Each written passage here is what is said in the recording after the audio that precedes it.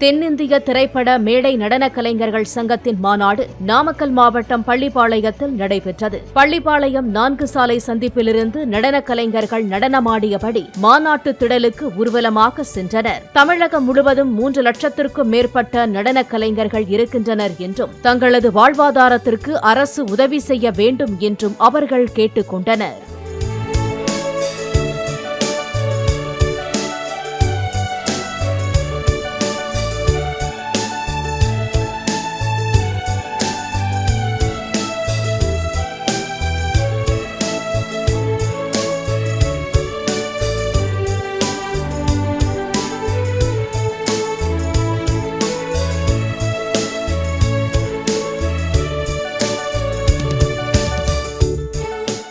Play store மற்றும் app ஸ்டோரில் இருந்து பாலிமர் செயலியை QR கோடு மூலம் பதிவிறக்கம் செய்யுங்கள்.